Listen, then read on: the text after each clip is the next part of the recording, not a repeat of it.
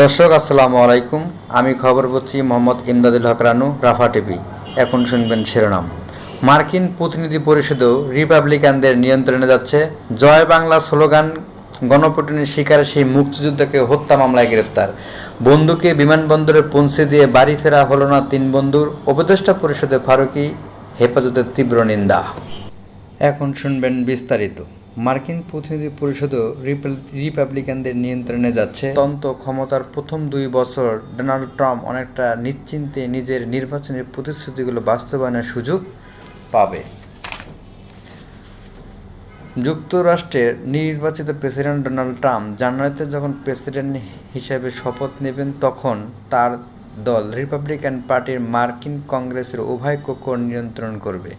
নির্বাচনের ফল প্রকাশকারী বেসরকারিভাবে company decision desk HQ এই প্রদর্শন ফলাফল এতে আভাস দেন। যদিও এমনটি হয়, তাহলে ডোনাল্ড ট্রাম্প ফেডারেল সরকারের সংকুচিত করার মতো তার এজেন্ডা বাস্তবায়ন করতে পারবে। জয় বাংলা স্লোগান গণপিটুনির শিকার সেই মুক্তিযোদ্ধাকে হত্যা মামলায় গ্রেপ্তার। একদিন আগে ঢাকায় আওয়ামী লীগের কার্যালয়ের সামনে জয় বাংলা স্লোগান দিয়ে পিটুনির শিকার হন সিরাজগঞ্জের বীর মুক্তিযোদ্ধা আব্দুর রহমান। ঢাকায় আওয়ামী লীগের কেন্দ্রীয় কার্যালয়ের সামনে জয় বাংলা স্লোগান দিয়ে গণপিটুনির শিকার বীর মুক্তিযোদ্ধা আব্দুর রহমানকে আটকের পর সিরাজগঞ্জে একটি হত্যা মামলায় গ্রেপ্তার দেখানো হয়েছে। সোমবার বিকেলে তাকে ঢাকা থেকে আনার পর সিরাজগঞ্জে মুখ্য বিচারক হাকিম আদালতে তোলা হলে বিচারক কারাগারে পাঠানোর আদেশ দেন বলে জানান বাদীপক্ষের আইনজীবী নাজমুল ইসলাম। কারাগারে যাওয়ায় আব্দুর রহিম সিরাজগঞ্জ জেলা ও দায়রা জজ আদালতের রাষ্ট্রপক্ষের কৌঁসুলি। এর আগে রোববার বেলা 12টার দিকে ঢাকা গুলিস্তানে আওয়ামী লীগের কার্যালয়ের সামনে আব্দুর রহমান জয় বাংলা স্লোগান দিয়ে গণপিটুনির শিকার হন। পরে তাকে পুলিশে সোপর্দ করা হয়। বিডিনিউজ.com নিউজ করেছেন, বন্ধুকে বিমানবন্দরে পৌঁছে দিয়ে বাড়ি ফেরা হলো না 3 বন্ধুর।